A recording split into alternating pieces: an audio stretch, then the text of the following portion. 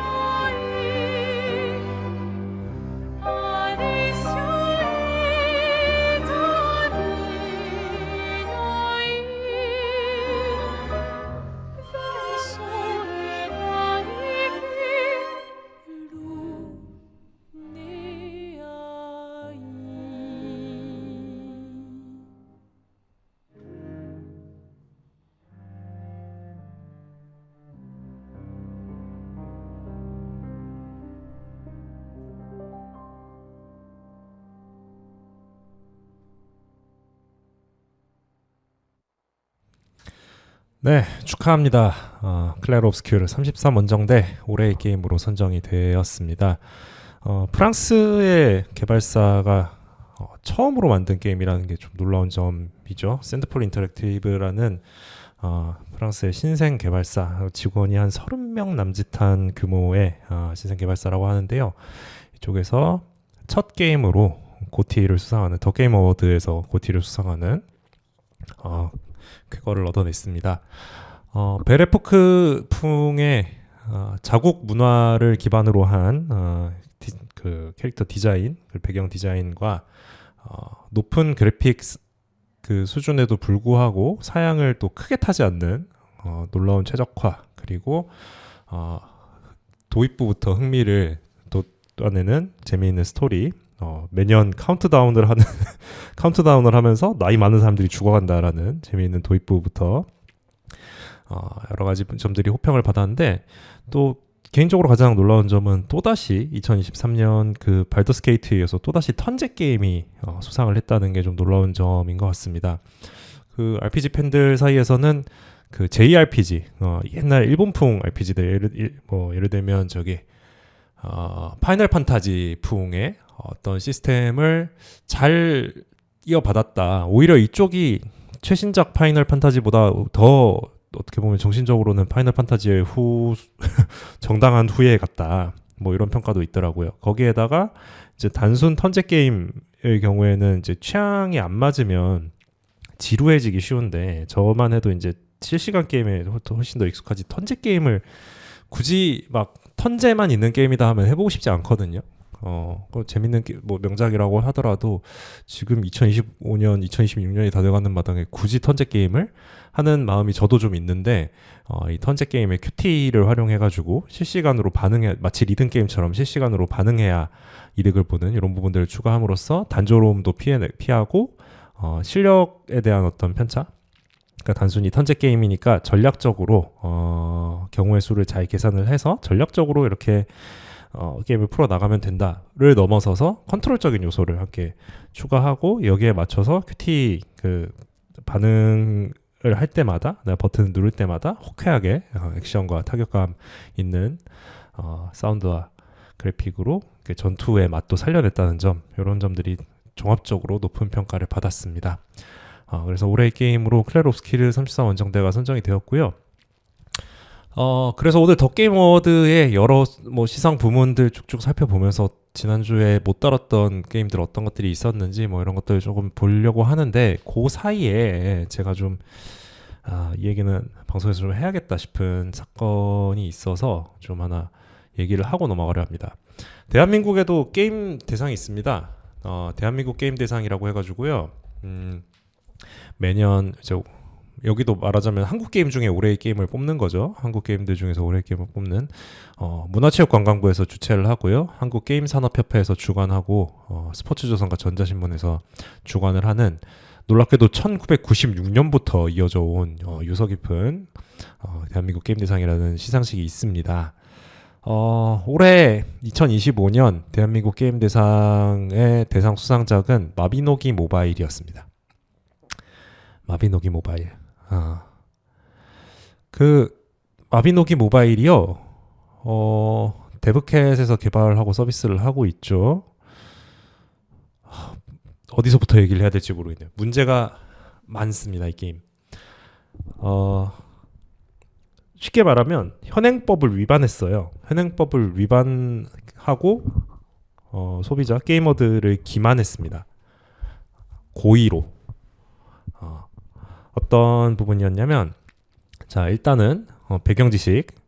자, 유료 재화, 게임 내에 이제 유료로 구매할 수 있는 재화들이 있는 경우가 있죠. 특히나 한국에서는 이런 부분 유료화 모델이 굉장히 온라인 게임 초기부터 잘 정착했기 때문에 사람들이 게임을 플레이하는 것 자체에 정기적으로 돈을 내고 싶어하지 않는 사람들이 많았고, 그래서 게임 자체는 무료로 하되 그 게임 안에서 이런저런 유료로 살 수 있는 재화들을 집어넣어서 뭐 예를 들면 뭐 캐릭터의 외형을 꾸미는 아이템이라든가 또는 좀 더 나가면 이제 페이 투 윈 논란이 있는 캐릭터의 성능을 좀 이렇게 게임 내에서 플레이를 더 윤택하게 해주는 또는 더 강하게 해주는 이런 것들을 좀 돈을 받고 판다든가 이런 것들 거기에서 이제 한 발 더 나가서 한국 게임 시장에서는 특히나 모바일 게임 쪽에서는 뽑기가 아주 일상화되어 있죠. 대중화되어 있습니다.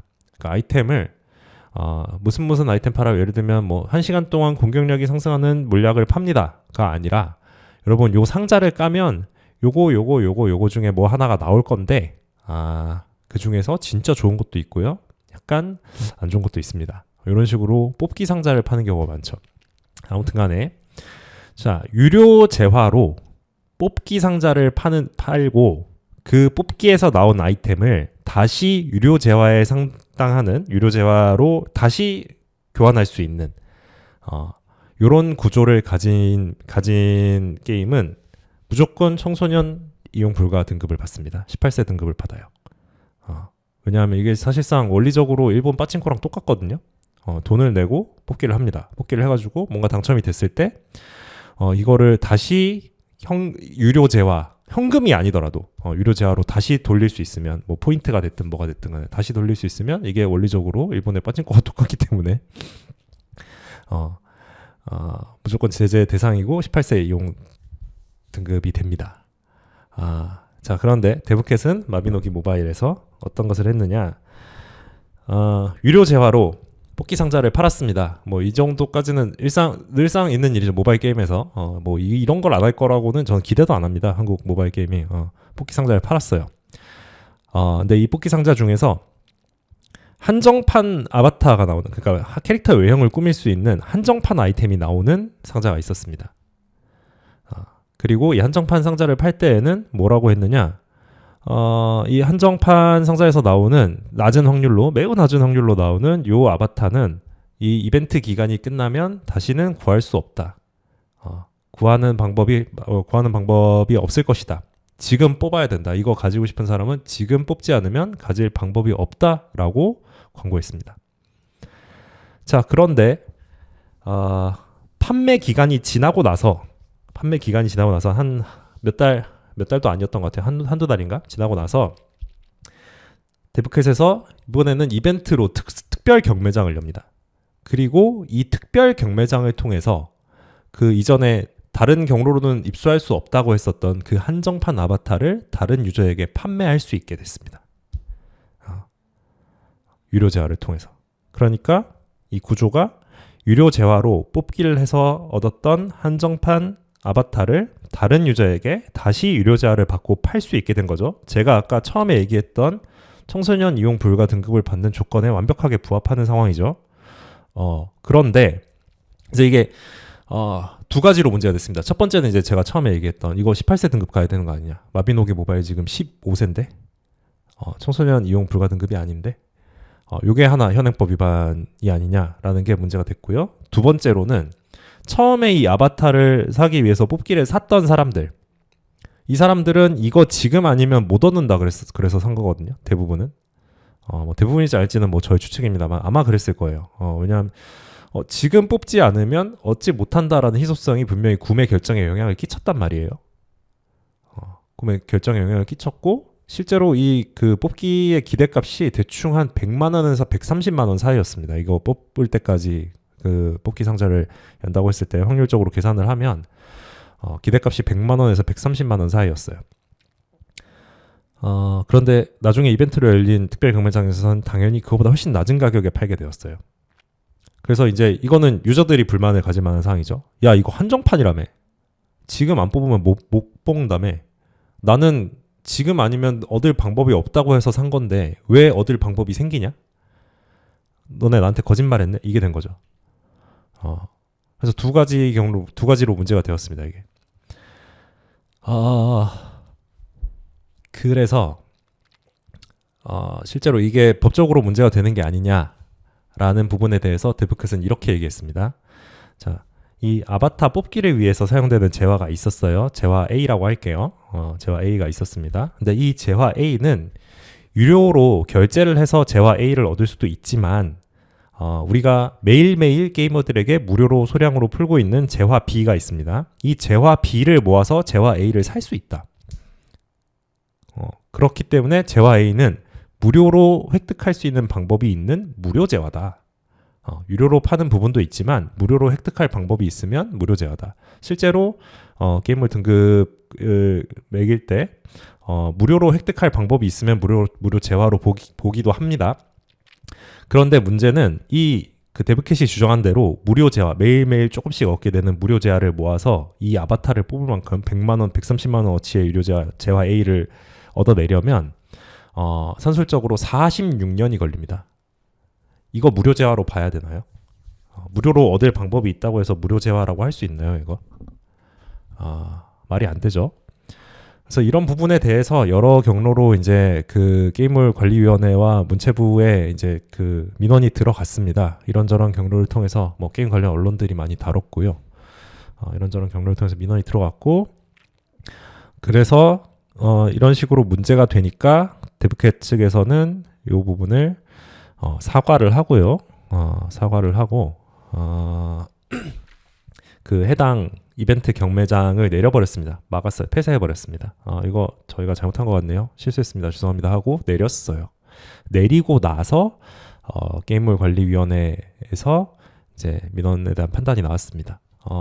무료 재화로 볼 수 없다.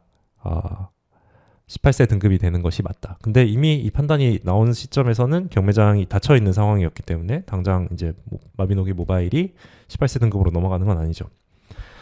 이게 게임이든 뭐 영화도 그렇고 게임도 그렇고 등급을 연령 그 등급을 어떻게 받냐가 사실은 매출에 굉장히 큰 영향을 줍니다. 당연히 성인 등급, 청소년 이용 불가 등급인 경우에 매출에 악영향을 줍니다. 매출에 대한 악영향을 피하기 위해서 꼼수를 부린 건데 걸렸죠. 걸렸고 심지어는 유권해서까지 나왔는데 그러면 그렇다고 해서 이게 지금 처벌을 받을 것인가? 이 부분이 또 지금 약간 불투명합니다.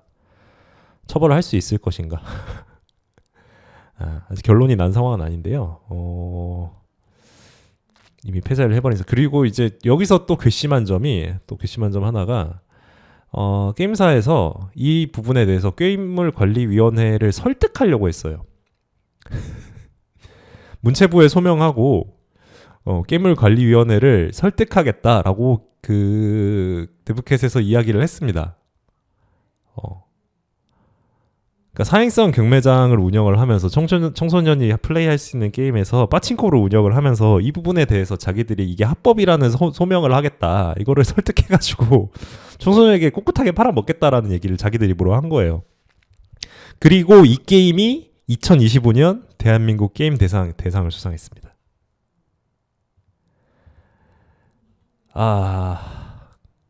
네. 말 너무 길어지는 것 같으니까 음악 듣고 와서 좀 할까요? 네, 약간 좀 마음도 가라앉힐 겸 2025 더 게임 어워드에서 있었던 오케스트라 퍼포먼스 오케스트라가 들려주는 고티 후보들의 음악 한번 들어보고 오시죠.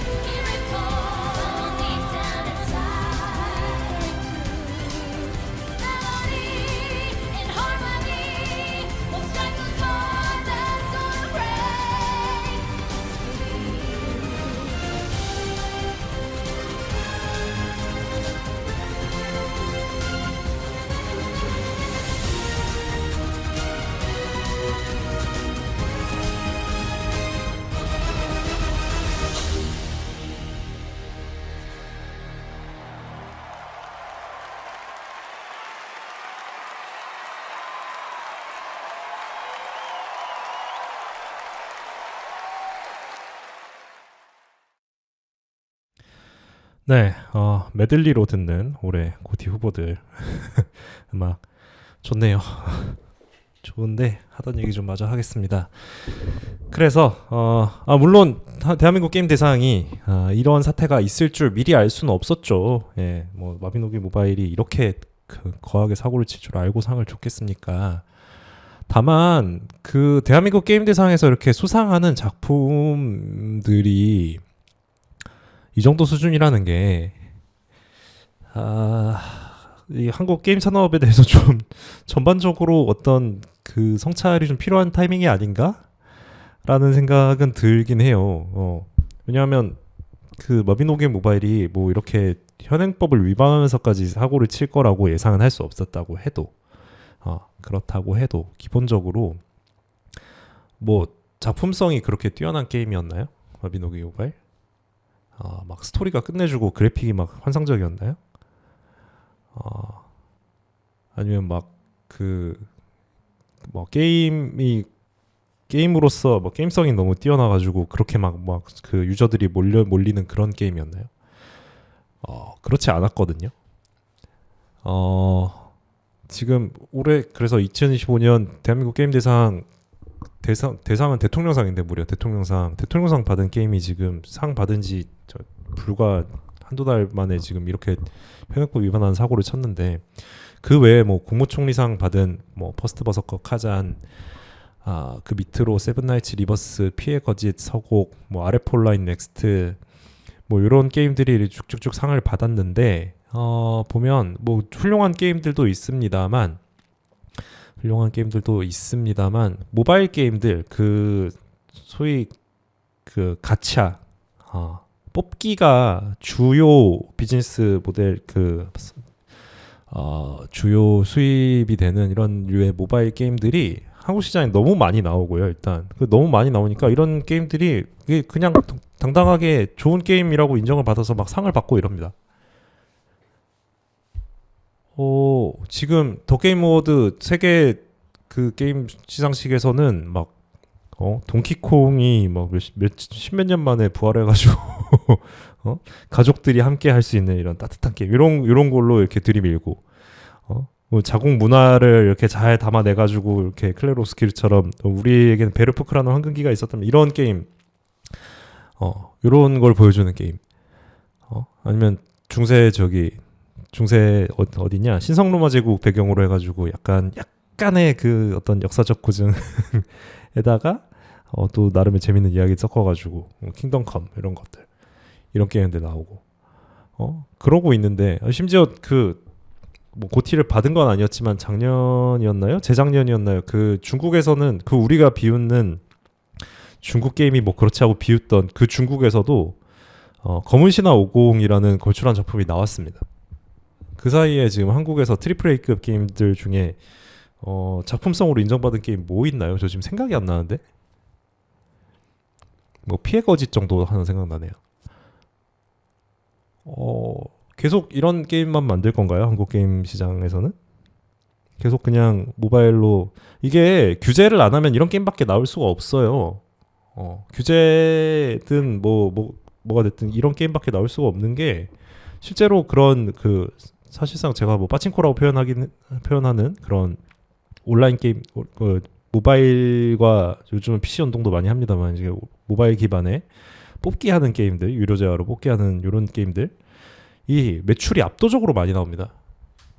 그래서 이 부분에 대해서 제대로 관리 감독하고 규제하지 않으면 앞으로 그냥 게임들 계속 이런 게임들만 나오는 거예요. 우리 뭐 NC가 뭐 모든 게임 리니지화해서 만든다 비웃지만 그렇게 해가지고 돈 지금까지 잘 벌었어요. 뭐 이제는 좀 휘청거리고 있고 이제는 뭐 주가에도 좀 반영되고 게임사로서 명성도 좀 떨어지고 이러고 있는 분위기지만 지금까지 돈 잘 벌고 잘 먹고 살았어요.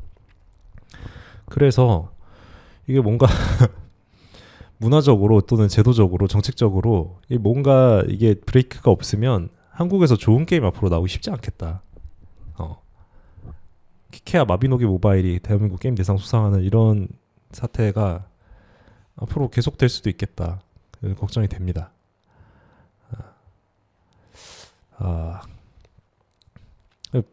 생각해보니까 데이브 더 다이버가 그 국무총리상 받았던 게 2023년이었고 그해 대통령상이 피해 거짓이었고 이럴 때도 있었는데 불과 2년 사이에 어떻게 이렇게 됐을까요? 그 2023년이 좀 툭 튀는 거긴 하네요. 2022년에는 뭐 던전 앤 파이터 모바일 이랬었네요. 그래서 이게 앞으로 더 심해질 가능성이 높거든요. 그냥 두면 더 심해질 거예요. 모바일 게임들이 그런 식으로 뽑기 통해서 매출 올리는 구조가 매출이 너무 잘 나오기 때문에 뭔가 손을 대야 됩니다. 누군가는 손을 대야 됩니다. 아무튼 이 얘기로만 지금 방송 분량 한 절반을 채운 것 같은데 다시 더 게임 어워드 2025로 좀 돌아가서요. 지난주에 이제 그 고티 후보들은 쭉 봤었는데 다른 부분도 이제 시상을 많이 합니다. 좀 밝은 얘기로 좀 돌아갑시다. 게임 디렉팅상 부문이 있습니다. 게임 디렉팅상에서는 역시나 클레르 옵스키르 34 원정대가 디렉팅상도 받았고요. 후보작으로는 데스 스트랜딩 2, 언더비치 그리고 하데스 2가 같이 이제 고티 후보와 함께 디렉팅상 후보로도 올라와 있었고 고스트 오브 요테이라는 게임이 올라와 있었습니다. 플레이스테이션 게임이고요. 고스트 오브 스시마의 후속작이었고 그 전국 시대를 배경으로 한 일본 그 사무라이 무사들이 등장하는 게임입니다. 전작 같은 경우에는 이제 그 원나라 몽골 원나라의 대마도 정벌이 게임의 배경이었는데요. 이런 식으로 뭔가 그 자국 역사를 가지고 일본에서 이런 마케팅을 수십 년? 어떻게 보면 100년 넘게 이런 마케팅 되게 잘 해왔죠. 자기네 뭐 닌자, 사무라이 이런 것들 잘 팔아먹는 일본다운 게임이고 뭐 전투 시스템이나 이런 부분에서 호평을 받았습니다. 다만 고티 후보가 되지 않을까라는 전망도 있었는데 못 올라간 게 제 생각으로는 아마 전작이랑 크게 차별화되지 못해서 전작에서 아주 많이 발전한 부분이 좀 있었어야 고티 후보로 올라가지 않았을까 싶은데 올라가지 못하고 디렉팅상 후보로만 올라왔다가 이마저도 이제 33 원정대에 밀리면서 수상한 데는 실패를 했습니다. 디렉팅상에 이제 스플릿 픽션이라고 해서 그 2인용 게임 스플릿 픽션이라는 이텍스투를 개발한 헤이즐라이트 스튜디오에서 만든 세 번째 게임인데요. 요 개발사에서 만드는 게임들이 그 좀 소개를 하자면 둘이 하기 정말 좋은 게임들 또는 이걸 넘어서서 둘이 하면 재밌는 게임 이걸 넘어서서 둘이 해야만 할 수 있는 게임을 만듭니다. 이 개발사가. 심지어는 온라인으로 매칭도 안 해줘요. 친구 데리고 와서 해야 돼요. 아니면 적어도 내 친구한테 내가 게임을 구매한 다음에 친구한테 이제 친구 등록을 해가지고 내 게임 패스를 넘겨줘야 돼요. 그래가지고 둘 중에 한 명이 사면 이제 둘이 같이 할 수 있긴 한데 아무튼간에 온라인 자동 매칭 이런 거 지원 안 합니다. 그래서 진짜 그 게임 사상 최근 온라인 게임에서 그 보기 드문 진입 장벽 친구가 있어야 된다라는 진입 장벽을 가지고 있는 무서운 게임들을 만드는 곳입니다. 스플릿 픽션은 제가 안 해봤는데 신작은 안 해봤는데 이텍스투는 굉장히 재밌게 했습니다. 이텍스투 그 친구랑 같이 할 게임 또는 뭐 연인과 같이 할 게임 찾는 분들은 요 개발사 헤이즐라이트 스튜디오 기억을 해두시면 좋을 것 같습니다. 자, 그래서 게임 디렉팅상은 33 원정대였고요. 각본상도 33 원정대가 받았습니다. 그 줄거리 듣기만 해도 이거 궁금한데 해보고 싶잖아요.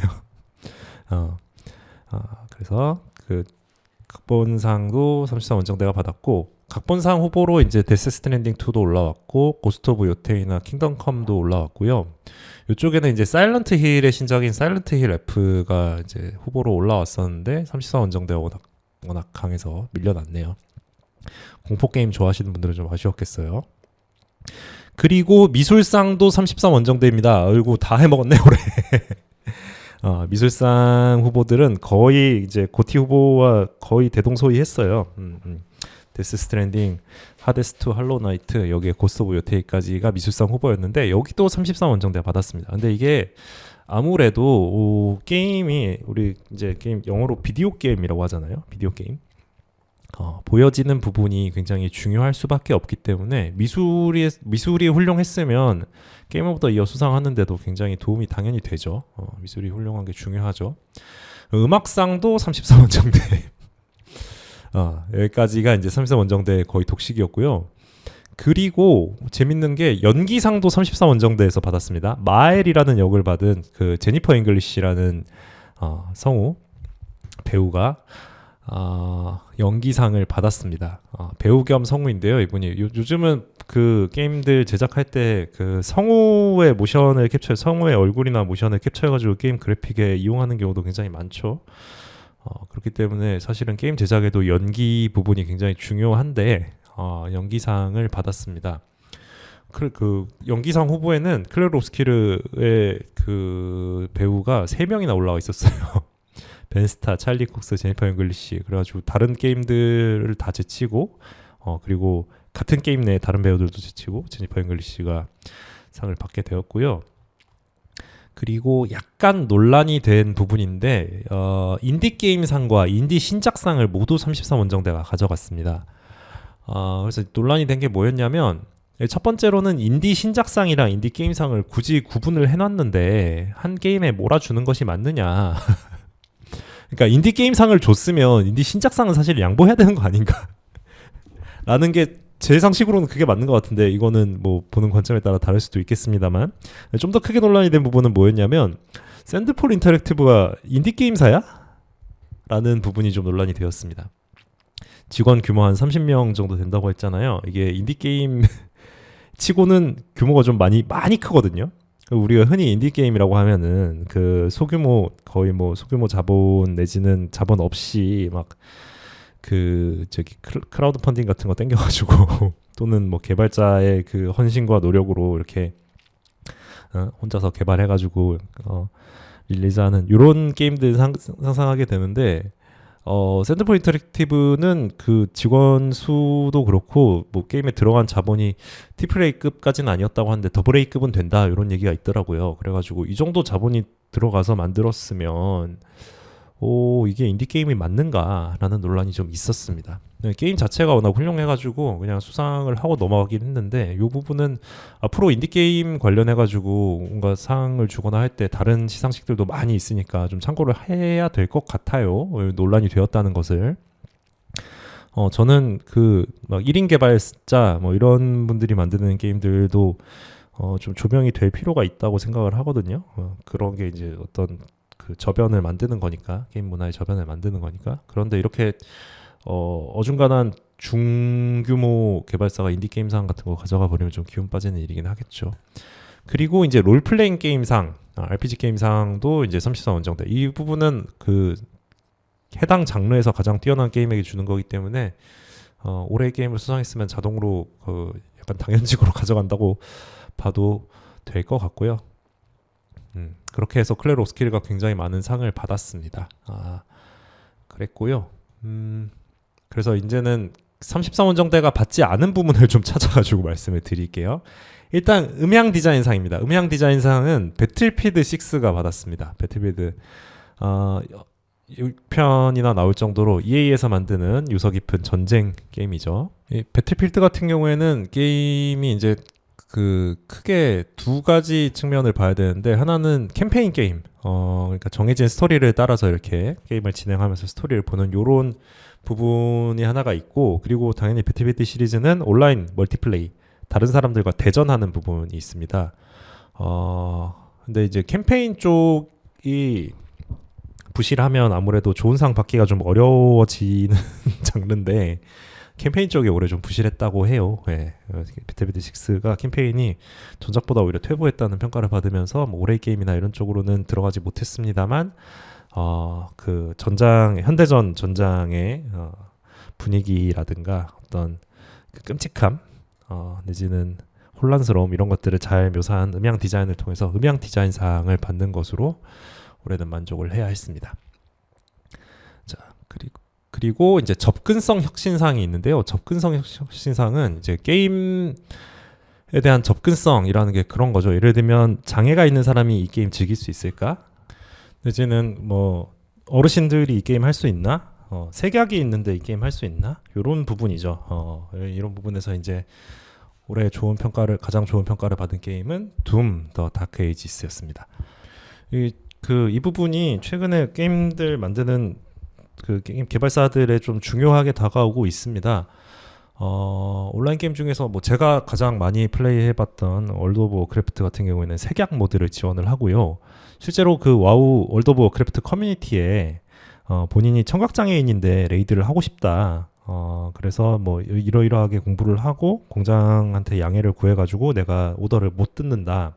채팅으로 가능한 부분은 채팅으로 해주고 뭐 게임 내 활용 가능한 시스템대로 활용해가지고 오더를 주면은 충실히 따르고 기본적으로 내가 공부를 많이 해오겠다고 양해를 구해서 레이드를 플레이했다. 이런 후기가 올라온 적이 있었거든요. 저도 이제 공격대를 좀 그 막공을 운영을 해본 입장에서 고민이 되더라고요. 우리 공격대에 청각장애인 게이머가 하고 싶다고 오면 나는 뭘 준비를 할 수 있을까? 디스코드로 음성으로 이렇게 오더하는 게 안 되면 어떤 준비를 해서 어떻게 같이 할 수 있을까를 좀 고민을 하게 되더라고요. 뭐 실제로 그런 상황이 있지는 않았었습니다만 뭐 그런 부분들을 이제 게임들이 혁신을 해서 더 많은 사람들에게 게임이라는 문화가 닿을 수 있도록 그리고 사실은 장애를 가진 게이머들이 수가 적지 않기 때문에 전 세계적으로 뭐 매출에도 당연히 영향을 주는 부분이겠고요. 이런 부분들을 고민하는 게임들이 있다 정도로 받아들이시면 되겠습니다. 그래서 이 부분은 둠 더 다크 에이지스가 받았다. 둠 시리즈도 참 그 오래된 오래된 게임인데 둠 같은 경우에는 시리즈 첫 게임이 몇 년도인가요? 1993년도에 나왔잖아요. 1993년에 시작된 FPS 시리즈인데 유서 깊은 시리즈인데 이렇게 그 시대를 잘 따라가고 있다라는 소식을 함께 알게 되었습니다. 그리고 이제 임팩트 게임상 같은 경우에는 임팩트 게임상은 어떤 뭐 사회적인 가치라든가 사회적인 어떤 의미 이런 것들을 잘 담아낸 게임에게 주어지는 상인데 컴퍼션 게임스의 사우스 오브 미드나잇이 받았습니다. 이 게임은 이제 미국 남부 지역의 민속과 신화, 미국 남부 지역의 어떤 전통 문화 이런 것들을 잘 담아낸 부분이 평가를 잘 받았다고 하고요. 그래서 그런 어떤 전통 문화를 게임으로 복원한 것에 대해서 임팩트 게임상을 받았다고 합니다. 근데 미국 역사 몇 년이나 된다고 라는 생각이 드는 건 좀 어쩔 수가 없긴 하네요. 이게 아무래도 캐나다에서 시상식을 하다 보니까 북미 게임들이 아까 얘기했던 그 연기상도 그렇고 이런 부분에서 조금 유리한 점은 좀 어쩔 수가 없는 것 같습니다. 음악을 하나 듣고 갈까요?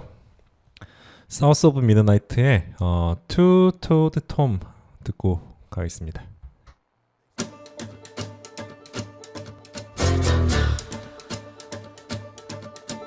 Angry clouds roll on the far horizon, sick green sky and tornadoes flying. How much longer until the river's rising? Birds fall silent and the critters are hiding when mucky swamps and dusty lands colliding. Life stirs up what's long forgotten, twisted things and lonesome dreams. Blood stirs up what's unforgotten, churned up for all to see. Tom, Tom hunts when the river's rising.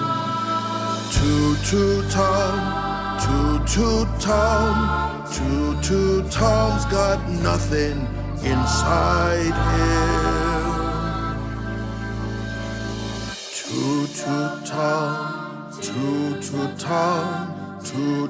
Tom, each to stop the aching.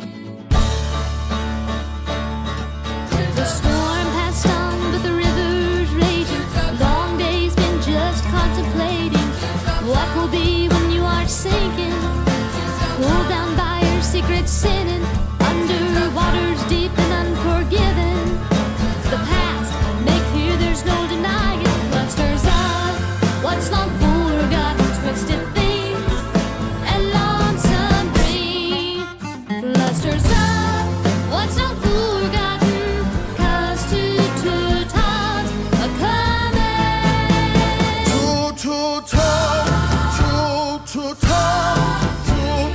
Tom hunts when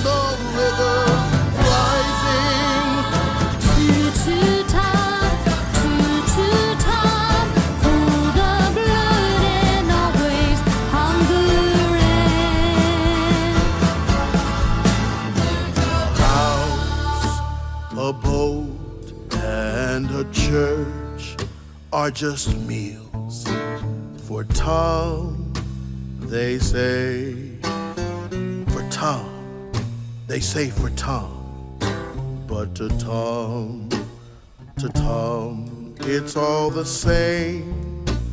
And eating well, patience, patience, patience is all it takes, is all it takes. 네, 이야기 이어가 보죠. 노맨즈 스카이가 우수 서비스 상을 받았습니다. 이게 이렇게 되네? 왜 그러냐면요. 노맨즈 스카이가 처음 이 어떤 게임이냐면 이제 그 광활한 우주를 탐험하면서 여러 가지 뭐 행성 어떤 행성에 들려가지고 이렇게 거기서 캘 수 있는 자원 같은 것들 이렇게 획득을 해서 그걸 통해서 내 우주선의 스펙을 키우고 그걸 통해서 또 더 어려운 환경의 어떤 행성들을 탐험하고 이런 내용의 게임입니다. 이 게임이 온라인으로 플레이를 하는 게임인데도 사실상 싱글 게임이에요. 싱글 게임. 왜 싱글 게임이냐면 일단은 유저들 간에 뭐 상호작용하거나 뭐 거래하거나 이런 시스템이 없고요. 그것보다도 더 중요한 게 뭐냐면 실제로 그 심리스로 엄청 넓은 우주를 오픈월드로 구현을 해놔가지고 여기서 돌아다닌다고 해서 다른 유저를 만날 가능성이 굉장히 희박합니다. 그러니까 진짜 우주를 구현을 해놨어요. 게임 안에다가. 그래가지고 백날 돌아다녀봐야 이 넓은 은하에서 암만 돌아다녀봐야 다른 사람 코빼기도 보기가 쉽지가 않습니다. 그래서 사실상 이제 싱글 게임인데 아무튼 이런 재밌는 요소가 있는 게임인데 처음 나왔을 때 굉장히 비판을 많이 받았던 게 개발진에서 게임 홍보하면서 과대 포장을 너무 심하게 해가지고 야 이 사기꾼들아 이러면서 굉장히 비판을 많이 받았어요. 출시 초기에 그래가지고 좀 험악한 소리 많이 들었었는데 무대는 넓지만 깊이는 얕다 뭐 이런 평가도 있었고 심지어 스팀에서 그 좋은 평가를 했던 어떤 유저는 좋은 평가를 했던 이유로 환불이 잘 됨이라고 써놓기도 하고 사실상 게임에 깊이라는 게 없고 그냥 반복 노가다 행성 어디를 들려도 뭐 고만고만하고 뭐 이런 문제가 있었는데 그 수습을 못할 거라는 전망이 지배적이었습니다만 개발사에서 끊임없이 계속 게임을 업데이트를 했습니다. 한번 우리 일단 한번 팔아서 수금 땡겼고 과대 광고 해가지고 수익 땡겼으니까 땡 이게 아니라 그래요 여러분들 돈 주고 산 게임이 마음에 안 드세요 저희가 계속 고쳐 나가겠습니다 만들어 나가겠습니다 해가지고 꾸준히 업데이트를 한 끝에 처음에 과대 광고로 문제가 되었던 부분을 대부분 만회를 했습니다. 대부분 만회를 했고 그래서 이 게임이 출시된 게 몇 년이냐 이게 지금 2016년에 처음 출시가 됐었거든요. 10년 된 게임이에요. 10년 된 게임. 근데 10년 동안 꾸준히 게임을 버리지 않고 업데이트를 하고 심지어는 이 게임 안에 뭐 추가로 결제할 요소도 없어요.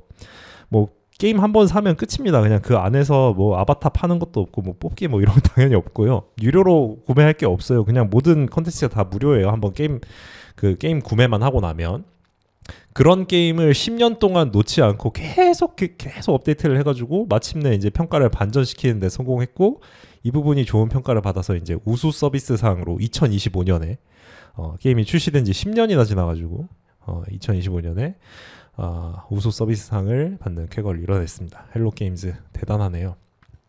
헬로게임즈의 노맨즈 스카이였고요. 그리고 역시나 발매된 지 좀 지난 게임이죠. 발더스 게이트 3 2023년 고티를 받았던 발더스 게이트 3가 커뮤니티 지원상을 받았습니다. 역시나 게임을 출시해놓고 방치해두는 게 아니라 계속해서 서비스에 대해서 또 그 게임을 하는 유저들에 대해서 계속해서 관리하고 신경을 쓴 점을 평가를 잘 받았습니다. 관련해서 이제 그 커뮤니티 지원상 같은 경우에는 포트나이트 그리고 헬다이버즈 2, 노맨즈 스카이 그리고 파이널 판타지 14 이렇게가 후보로 올라왔었네요. 파이널 판타지도 나온 지 굉장히 오래된 MMORPG인데 계속해서 업데이트를 해가면서 좋은 평가를 받고 있는 것 같습니다. 그리고 앞서 말씀드렸던 인디게임상 같은 경우에는 33 원정대가 수상하면서 논란이 좀 있었고 할로나이트, 하데스2가 같이 이제 후보로 올라왔었고요. 블루프린스와 볼피트 그리고 압솔롬 이렇게 후보로 올라왔었고요. 인디 신작상 같은 경우에는 해당 그 개발사 내지는 개발자가 처음으로 만든 인디 게임인 경우에 주어집니다. 이것도 이제 블루프린스와 데스펠로테 그리고 디스패치 이런 게임들이 후보로 올라왔었는데 역시나 33원정대가 수상을 하면서 논란이 있다는 얘기를 앞서 전해드렸고, 모바일 게임 상으로는 우마무스메 프리티 더비, 한국에서 이제 흔히 말달이라고 줄여서 부르는 경마 게임인데요. 말이 등장하지 않고 이 그 소위 미소녀라고 불리는 일본 그 아니메 풍의 캐릭터들이 등장을 합니다. 모바일 게임상 상 줄 게 그렇게 없었나? 하는 생각이 들긴 하는데, 아무튼 저는 약간 뭐랄까 굳이 들여다보고 싶지도 않은 종류의 게임인데, 아무튼간에 명조를 제치고 명조 위더링 웨이브를 제치고 우마무스메가 모바일 게임상을 수상을 했습니다. 그리고 VR, AR 게임상에서는 더 미드나이트 워크라는 게임이 수상을 했고요. 이 부분은 VR 게임이 아직은 그렇게까지는 막 대중화된 건 아니어서 이런 부분도 시상을 하는구나. 그리고 조금씩 작품들이 이제 나오고 있구나 라는 것만 좀 참고하고 넘어가면 될 것 같습니다. 음악을 하나 듣고 갈까요? 노맨즈 스카이의 BGM 하나 들어보죠. 슈퍼문 듣고 오겠습니다.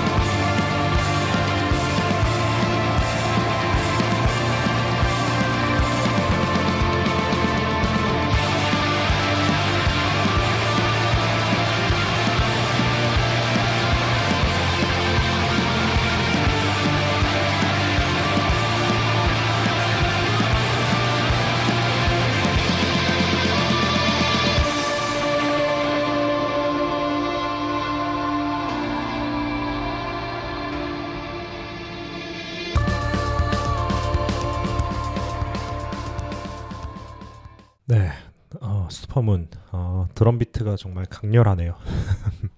좋은 음악 잘 듣고 왔고요. 플레이어의 목소리상은 좀 넘어가도록 하고요. 재밌는 부분이 또 이제 멀티플레이어 게임상 같은 경우에는 아크레이더스라는 게임이 받았고요. 그리고 부문별로 이제 격투 게임상은 아랑전설 시티 오브 더 울브스가 받았고 모탈 컴뱃이나 뭐 버추어 파이터 같은 쟁쟁한 후보들이 있었습니다만 일단은 아랑전설에서 가져갔고요. 가족 게임상을 동키콩 반환자가 수상을 했습니다. 이 부분은 뭐 고티 후보였으니까 당연히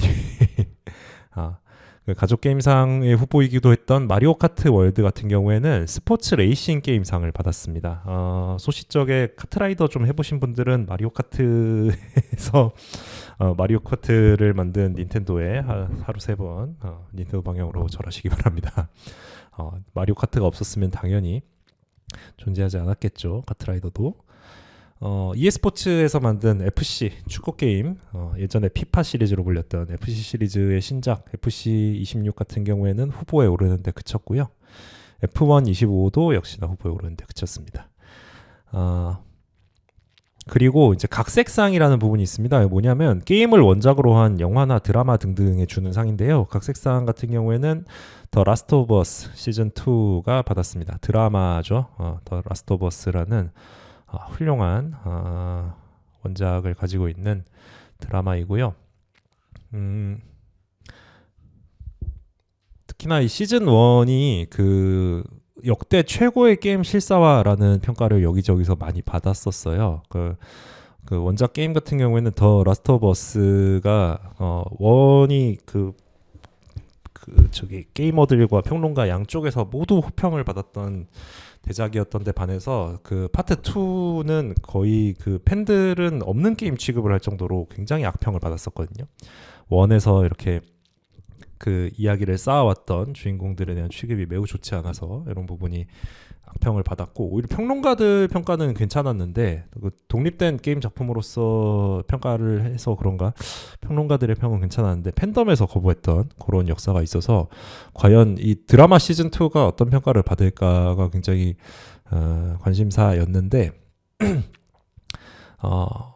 여기서도 역시나 평이 좀 갈렸습니다. 비평가들의 평가는 로튼토마토 기준으로 비평가 지수 93%라는 높은 득점을 했는데 시청자 평가 지수는 38%로 매우 낮은 수치를 기록을 했습니다. 하지만 수상하는 데는 크게 뭐 걸리진 않았던 것 같네요. 그리고 또 특이한 부분으로 그 기대 작품상이 있습니다. 아직 안 나온 게임 해주는 상인데요. 뭐 해주는 거야 이거.